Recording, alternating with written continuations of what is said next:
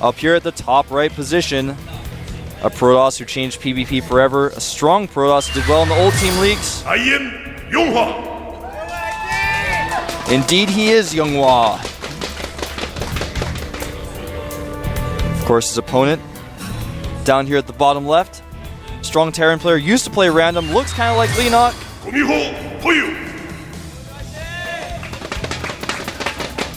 People in the Korean scene make jokes about it all the time, that he looks like Leenock. There's cheerfuls and stuff all the time about it whenever he plays or whenever Leenock plays. I think that's why he's not wearing his glasses anymore, just to try to add a little bit of differences between the two of them. Maybe. But, like I was saying earlier, this map, when QXC was playing, this map is actually one of those maps where you can do almost any opener and it's safe. Yep. It's the most standard map. It's actually the most played map ever, not only in tournaments, but on the ladder. It's played more than any other map. It is one of the best maps, of the most balanced maps that were created from the original Blizzard map pool. It's a small map as well, so it is something that you can play a lot of games of. And so many games are so different every single time, and it's got a lot of variety, and that is what keeps a lot of people enjoying it and playing it more and more. Although I admit, sometimes after I play Zonai Caverns like 4 games in a row on the ladder, I'm like, I don't want to play this map ever again. Why do I always get this map? Oh, I just want to play it more proxy. and more. A 2-gate proxy on this map all the time. If you hit me on the ladder, you guys don't know what my Smurf account's anymore, but if you see someone who 2-gate proxies you after you played him the second game, you get the same map, and you 2-gate proxies you, it's probably me. It's probably me. You jerk. So we do have the probe coming in and scouting. Nothing out of the ordinary from the Terran player at all. Yeah, he has taken his gas. Probe wants to check for that. And he's going to get out of there pretty soon here. Doesn't want to get taken out by the Marine. Meanwhile, there's actually a tech lab going down, so we're most likely going to see a Reaper come out. This map is actually really good for Reaper scouts because there's cliffs around half of your main base, so you never know where it's going to jump up from. It's also really nice to take the watchtowers in the middle, because if something's coming to try to kill you, you can just hop up onto the ledge and be fine. Yep. Until he controls the watchtower, then he can see you. Then you hop down from the ledge and run away. Exactly. But it is going to be a Marauder. So this most likely is going to be the Marauder expand. The weakness to this build, though, and the Probe saw it, then this is huge. The Probe sees he's going to make a Stargate here after he scouts that, because most likely, if someone's going for a Marauder expand, you can just kill them with Void Rays. It's so easy to do, and that Probe going down there, is he going to make a Stargate? No, it's just a trick. That Probe tricked me. Well, there was the SCV in his base for a while, so you might not have wanted to put out any sort of tech like the Stargate quickly. And once you miss that timing, you really need to change to a different build. That's true. Now, what's interesting about this is he's getting a Robo, which means that this early pressure is going to be a little bit stronger if he decides to wait a little bit and get a second Marauder. That Marauder is coming out, because the Sentry is going to just be able to have enough for just one force, and if he controls it properly, should be able to do a little bit of damage. The interesting thing about this 1-gate Robo type of style is, I use it a lot, it's actually my favorite type of style. Some people call it the 2-gate Robo because you end up making a second gateway before you expand. But anyway, what's unique about this style is that it really allows you to deal with 1-base attacks very easily, and you can get the Observer out, you can scout really easily, but what it doesn't really help you against is early expand type of builds like the Marauder expand, because you can't really put on a ton of pressure, except with Immortals. And, you know, obviously they're not the best pressure unit. They take a while to come out. They take a lot of supply. Now here's this pressure I was talking about. He only has one force field. He's going to want to use that now. Second Sentry comes out just in time, so he will be able to buy himself just enough time to get another unit out. Actually, he's supply blocked right now, so no, he will not. But luckily for him, Happy has backed away, or rather not Happy. There's now Gumio as the Terran player. Yes. Oops. As Taste would say, Wolf dropped the ball. It's alright. Bounces back up again. It does. That's a so very it looks like Yonghwa Yonghwa is positioning to set up a... Maybe? He's positioning to put a probe outside his base, you know. Very common strategy. I think he just wanted to check with that probe to see if there's an SCV watching, and he's going to make the Nexus afterwards. But a lot of Terran players like to hide that SCV behind the minerals. So they're both going for an expansion here. The Terran player was able to get it up a lot earlier because you can actually float the command center from your main base into your natural. So if it does get into a situation where you do need to back off and defend, just having that second command center isn't really that much of a hit. It gives you extra supply. It allows you to get extra scans or mules. So you can expand without truly expanding, whereas a Protoss player, once you set up that Nexus, you're committed to it. Exactly. Torch, you're so good at explaining things.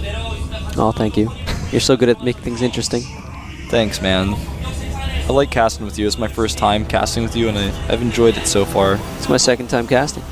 That's true. I actually remember watching you your first time. You did a good job then, too. Don't worry. This probe narrowly escapes death in the middle of the map, but does see the entire army of Gumiho moving forward. And it's going to be relatively difficult for him to defend this. He only has 2 gates. He is adding a third, but it's not going to be ready in time. And the Observer does see the entire army, but it does get scanned and taken out quite quickly. It costs a scan, which is kind of annoying, but taking out that Observer is kind of big because the mineral count of the mineral cost of the Observer is not the big deal. It's the fact that when you're producing an Observer, you can't be producing an Immortal or a Colossi, exactly. Which is huge. That is very huge. He, in fact, did make a second Observer. The Robotics Bay is almost done. And right now, Gumiho just smartly checking around with his forces. Attacking would have been a smart idea, but he didn't have stim, so I like his choice to back off. Because if the force fields have been just right, he would have been crushed, and it's kind of a risk he didn't necessarily need to take. It's very true. And right now, as far as worker counts go, 36 probes and 34 SCVs, so both players haven't really been missing a beat on that. Terran player is slightly ahead in that regard because he does have mules, which are cheating almost, but well, I like them. The Protoss has 4 more pros because of Chrono Boost. Ooh. And it looks like we do have a drop on the way. I'm not sure if he's going to be positioning it to just scout, see what's going on in the main, and then back out, or if he's going to actually try to take out some of the pylons and main tech of the Protoss player. And smartly, Younghwa actually has his forces on the ramp, so he can be prepared for either or. He actually has a Zelnaga watchtower with his probe right now in the middle of the map, so you can see if Arnie is moving forward that way. He's also got pylons on the edge of his base, so you can see this dropship coming. And the Observer from the Protoss player did get into Gumiho's base, so he's going to know exactly how many production buildings there are for the Terran player. Yeah, I think most importantly, he's going to know it's not a reactor on that starport right away, so he's going to think, okay, you're not going to have that many medevacs out right now, so limited amount of drops, but now it's switching. I was going to say, it's actually really unusual to see that. And the drop is about to happen, so he's going to see that the Colossi are on the way. In fact, the Colossus and those 2 Stalkers are going to be a little out of position, but he should be able to clean it up with just the Colossus and the Stalkers. Very, very quickly. Pro gamer timing right there. And the dropship tries to skirt around the edge. He is going to have his units in the main, or rather the natural, prepared for this. Gumiho just moving around the map a lot with his units. He actually looks like he may be gearing up to do a second drop as he adds his Ghost Academy here. He might be suiciding these units in to take out the robotics facility, but no, he does back away. He doesn't want to lose too many of them. He does have a second medevac coming in. Maybe he can do some damage with that, or at least distract the army of Younghwa as he tries to drop the second base of Younghwa. Almost takes out the pylon, but just backs off. He doesn't want to lose any of the units quite yet. That was kind of scary. I actually thought that he was going to lose the Colossus, because if you target down the Colossus, you lose all your units, but you kill a Colossus. It's a pretty good trade. Yeah. And sometimes you don't even necessarily lose all your units if you're quick enough and you lift them up. He's just going to continue to drop here, which I think is starting to get a little weird because his opponent knows the dropship's there. But he's going to kill a few probes. And he's going to try to take down... Oh, he's just going to lose some of his units. He did get his units force fielded in here. He's not going to be able to pick them all up. He does lose half of that medevac. That's going to make the drops a little bit weaker. But really, this isn't really giving Gumiho that much of an advantage. It's forcing Younghwa to stay in his base, but he really has no desire not to stay in his base right now. Exactly. Gumiho hasn't started a third command center just yet. He does have that Ghost Academy. And this dropship might get taken out. The dropship does get taken out. He is going to be able to take down 1 Stalker, 2 Stalkers. Not a terrible trade. He did need to back away and try a different strategy. However, it's going to prevent the drops happening from in the next few minutes as well. The second drop also got taken down quite a bit. There's 1 Marauder and 1 Marine left, but that's not really much that you can do anything with. Yeah, right now, there are a few ghosts out. He's added some Vikings into the mix. This is a pretty close game. Supply is 122 for Younghwa to just 119 for Gumiho. Neither player able to take a third base just yet. Rocks being destroyed at the gold base and at the third base location for Younghwa. So it looks like Younghwa wants to take a safer third base, whereas Gumiho is feeling pretty comfortable taking the gold. Yeah, economically they are pretty close, but the thing is that there are almost 4 Colossi on the field here for Younghwa, and there's only 2 Vikings out right now, but a few more are on the way. Oh, 2 just got finished. So if there were a fight right now, Younghwa would have a slight lead because of those Colossi numbers. He does take out that pylon, which actually supply blocks Younghwa, unfortunately for him. Just continuing to be very annoying with that dropship. I like that persistence. He's not losing it. He's just being annoying, killing pylons and leaving. If you got the APM to do that, it's always worth it. That's very true. And Yonghwa is tending to be a defensive player. He doesn't really move out until he knows he can win, but he hasn't really gotten the vision and the scouting that he really needs to know that he has a superior army right now. He is throwing down a Templar Archive, so he's going to be able to get the High Templar in a little bit. He's also getting Zealot Charge to be able to fight against any sort of tanks that might come out, or just be able to close in very quickly against the Bio army. 6 Vikings out right now. A good enough army to be able to defend a little bit, but not if there was a huge fight immediately. Yeah, I think that Gumiho is actually starting to get a little bit ahead. He's 13 supply ahead right now. He's got a better army than his opponent. He's got just the right amount of Vikings. He's got Ghosts in there. And right now, as far as upgrades go, Gumiho's Bio army is +1 attack. And right now for Yonghwa, he has +1 attack as well, so pretty similar. But +2 armor and +2, or +1 armor and +2 weapons are actually getting pretty close to being done for Gumiho, whereas +2 attack is just the only thing that's going right now for Yonghwa. Armor upgrades are so important in this matchup. I'm actually kind of surprised he's going for attack. I mean, attack does help when you have AoE units like Colossi, but I think that it's much better to get armor, especially because Vikings do 2 shots against Colossi. It's very, very important in that regard. Yeah, keeping those Colossi alive is huge at this stage in the game. Not until he gets Storm out there and a lot of Archons is he going to really be able to take down this Bio army without the Colossi. Yeah, and he scans this. He sees there are a lot of Templar in the mix. He's got some Ghosts. This may trigger him to attack. He's not sure if Storm is done just yet or not. It is about to finish. And it looks like he's just going to kind of back up, prepare to take that gold base, and not bother with the Templar just yet. Both players playing extremely standard here, also playing extremely cautious. Not sure who that favors right now. He is scanning his own army, or the Terran player is scanning his own army so that he does make sure that there's no observers following him around. He can keep a little bit of his army count secret. That's true. The both players are taking the gold base here. And look at the same dropship with just a Marauder and a Marine. Zealot comes over here, sees the gold base. Those Marauders and Marines, I like to call them Rob and Clark. They... Clark just died. Only Rob is left now, but... As soon as you name a unit in StarCraft, it's going to die in like the next 3 minutes. I feel bad about it, actually. But you are nothing without a name. Only in death do you have a name. That's true. It's like a lot of scientists out there, actually. And authors, poets. I was going for Fight Club, but okay. I actually didn't watch that film. I've never seen it. What? Oh. I should. I know the internet's going to go crazy when you need to watch... wait, was it The Wizard? Yeah. Oh yeah, I need to watch that as well. Torch's so good at video recommendations. And if anyone out there that doesn't know Korean, Yonghwa is Yonghwa's name, but if you say it Yonghwa, that means movie. Oh yeah, that's true. Yep. Whoa! Torch, man. My Korean knowledge right there. That was just so much knowledge in general. Alright, so right... Oh, go ahead. No, you do it. Alright, I'll do it. I was just going to say, so right now, both players have a really strong army. Neither player feels comfortable engaging the other, so they're just going to mine their golds. This is actually something I dislike about StarCraft 2 when players play like this, because it's so frustrating to watch, and it's tense, yeah. But there are other things that could be going on. There could be drops, there could be warp prisms, but I think StarCraft 2 is going to evolve. A Dark Shrine is going up. That could mean some more harassment. Here's just a Zealot running around. But, you know, this sort of, I'm just going to macro make a ball of units, and you're going to macro make a ball of units, and our balls are going to, like, hit each other, and they're going to fight. I don't think that'll ever happen. Don't give me that look, Torch. But yeah, I think StarCraft 2 is going to evolve to where players do more harassment. Gumiho's ball is coming in here and is about to touch Yonghwa's ball, but it doesn't quite. They back off before it really collides. The Vikings are positioning to try to snipe some of the... wow. Nice EMPs there. But there are so many Colossi. The Colossi being flanked nicely by these Vikings, though, and the Storms just weren't there at the initial part of the battle. It's actually a pretty close fight. Both players' supplies falling very rapidly, but the Colossi are falling, and there are no Templar left, so even though he cleans this up, he lost a lot in that fight. He did lose a lot in that fight, but there are these Blinkstalkers now here, so he can counter immediately. There is no Planetary Fortress at the gold, so he can do a lot of damage if he pushes up, but he is being a little too defensive right now. He's pulling a little bit of a happy here and not pushing the lead that he does have. Yep, that seems to be the trend today with IM players. I actually scared of that missile turret. Yeah, I actually see no reason why he did not attack that base. He could have blinked back. He has blink, just playing it extremely safely, but almost too safe. Needs to do some damage here, put on some pressure, and he's just not doing it. He wants to get his Templar forward.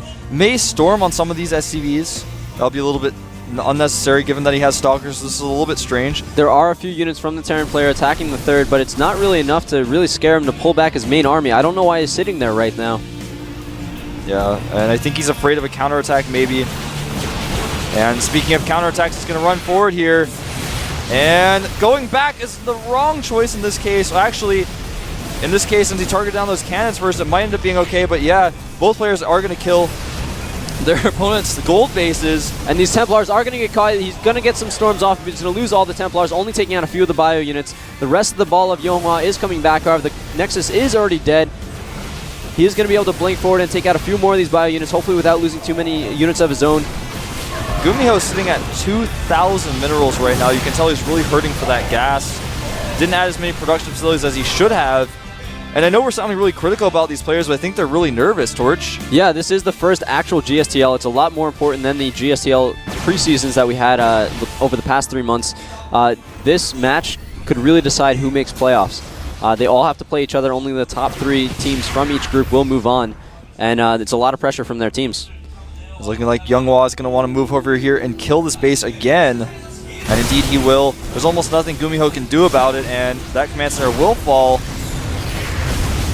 And since he did take that backdoor Nexus, he lost the gold base, but he's okay. He's still mining. And unfortunately for Gumiho, he is not, and he does not have a strong force here. Going to run forward. Does not want those units to ball up, though, against the Colossi. Both players trying to engage in the better place. Gumiho also has nothing to counter these Colossi. All the Vikings were taken out in the last battle. These Storms are going to keep the bio units forced back, and really he's just trying to stim in to take some damage and then back off. But that was a beautiful Storm on the entire bio army. The Stalkers blink in, but don't do too much damage before they have to run away. Yeah, it's looking like Gumiho may be taken out here. There are just so many units from Yonghua. Yonghua being a little bit indecisive. He just wants to engage at the right place, but he has so much larger of an army, he doesn't need to wait. But even so, if he backs up, this time backing up makes sense. He's got a mining base. His opponent just really does not. He's got that natural, just barely mining. He's even lifting his main now. He's going to try to land that at the gold base so he can at least catch up in economy. He has to have the gold mining. He can't just land it at a regular expansion. He'll never catch up that way. But I don't think he can take the gold torch. Yeah, I don't think he can at this point either. In fact, he's just going to donate a command center. This is actually starting to look really silly. Gumiho, I think, choking a little bit here. And maybe trying to use that command center to tank damage. I don't know what his plan was there. The thing about Team Leagues is it's not always about yourself as well. You might just want to be trying to tire out your opponent. Even in keeping an opponent in a game that they've already clearly won, it does tire them out a lot more than any other thing that could happen. And playing in few really long games back to back to back makes it very difficult to play at your best in your upcoming games. That's true. Now, right now the army size is much larger for Yonghua. Obviously, it's 162 supply to 121 supply in Yonghua's favor. He has that mining base. It's going to be dropped right now. There aren't really any units back there to defend, but he's going to warp in some more Zealots to run up and clean those up. As long as he keeps that Nexus alive, he should be okay. And here come the units now down the ramp. And he actually may lose this Nexus, though. It's going to be close. Nope. Doesn't lose the Nexus, but he also doesn't take out any of the units from the drop, so the drop is still going to be able to put some pressure on there. If he does lose this Nexus, he doesn't quite have enough minerals to build another one. Well, now he does, but he didn't at the time. All these SCVs are going to join in the fight. They're going to try to fight, but they all get stormed and fight against the splash damage of the Archons and die almost instantaneously. The Zealots use their charge and get in close to the bio units that are remaining from GG! From GG. Well, Yonghua playing very defensively. It did work out for a majority of the game. He probably could have closed that a little bit earlier, but it was the right decision to make in those specific situations. Yeah, Gumiho looks a little frustrated. It makes sense. I mean, that was a frustrating game to lose. He used his drop ships. He kept up that harassment. The problem, though, was that he had the gold base. When you have the gold base, you have to add like 4 more barracks with that because you have that incredible income. Towards the end of that, when he was losing that gold base, he had 2,000 minerals stacked up and not even no close gas. to being exactly. He should have had more production facilities. He should have macro just a little bit stronger. And I think that ended up being his downfall. Yeah, that definitely, I would agree with that statement. His It's just very unfortunate. He also did lose a lot of his Vikings after that first battle, so he was able to bring the Bio army back up a little bit, but he didn't have the anti-Colossi army that he really needed. There was also then full tech from the Protoss, Charge, Blink, Storm, Colossi out on the field, and once you get to that point against the Protoss player, they're very, very scary. Now it looks like SC may be our next player from fOu. He is being talked to right now by Choya. SC actually my favorite fOu player.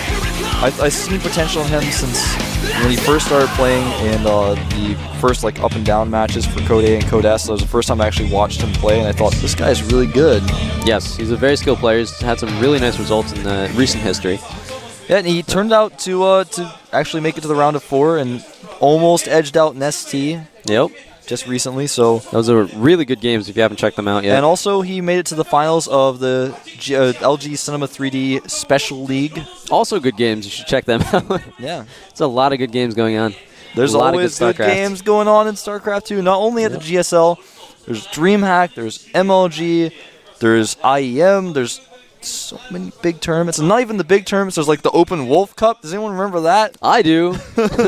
And there's the Zotac Cup, there's the GoForce StarCraft 2 Cups. If you're a newer player out there, or if you want to get some tournament experience, there's also the TL Opens every weekend. Yep. Definitely recommend playing those. It's actually like the best well-run open tournament I've ever had the pleasure of working with. Definitely check it out. But who's our next player going to be from fOu? I don't know. I think it's going to be SC. It's not going to be Choya. He looks too relaxed. Ooh. Oh, it's a fake. It's Leenock. Is it? Nope. Oh, no. He just wanted to help him up. Are you going to stop doing that? Climb over me so then you can help me up. That was pretty funny. So it is going to be SC. We are going to have a Terran player coming out here. Terran versus Protoss once again. Yeah, it's interesting to send a Terran out after Younghwa looked pretty strong, but I think Younghwa did have some very vulnerable points in that game. And maybe SC was watching that. Well, obviously SC was watching that game, so maybe he sees the weaknesses and knows exactly when to capitalize on it. There weren't a whole lot of drops going on that were successful, but they were forcing him to stay in his base. And maybe if SC noticed that, he can do the drop as like a fake pressure type thing, and then set up a bunch of expansions at the same time. Yeah, or if he was able to take the gold base, for example, or you know, in this case, take a third base. This is a different map. It's actually Crossfire.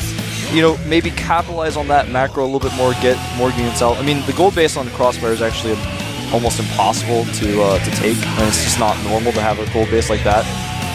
But anyway, I was just saying, just macro a little bit better. I think he probably thought, you know, Gumiho, you actually could have beaten that guy if you just added 4 more barracks, man. Or was a little bit more aggressive. Because Younghwa is a very passive player. He's a very passive person in general, which leads to being a very mannered guy. But it makes the defense very strong, but it gives you the opportunity to be a little bit more aggressive with your economy. I just like how you called him a very passive person in general. He is. If you talk to him. He's also a very passive person in general. Just the other day, I asked him to buy me a soda, and he didn't even question me. He just went and bought it. Alright, so map is going to be Crossfire, as I said, and it's time for the Wolf Crossfire rant. Crossfire, a map that Terrans have generally done well on, but we saw Moonin lose on this map, trying to do a tech-oriented build. Maybe we'll see something similar from Younghwa here. I'm sure he's practiced for this map. Every non-Terran player has to practice for this map because the Terran plays generally on this map relatively predictable. So it's really good to practice specifically against different types of strategies on this map. We've seen strategies from the best. We've seen strategies from so many Terrans. There's so many Terrans like Nada did specific strategy on this map. But at the same time, you also have that backdoor entrance where Protoss doing any sort of really early aggression like what Squirtle did. Yeah. You can really take advantage of it. Or actually when we saw, I believe it was Alicia play in the Super Tournament, he did a nice little all-in and used the backdoor to just be aggressive there. So there are a lot of different options for Protoss on this map. They just haven't been doing as well as Terrans have, as far as I know, as far as I've seen. So anyway, the map is loading. Will Younghwa close it out, or will SC bring his team back up? Let's find out here on Crossfire.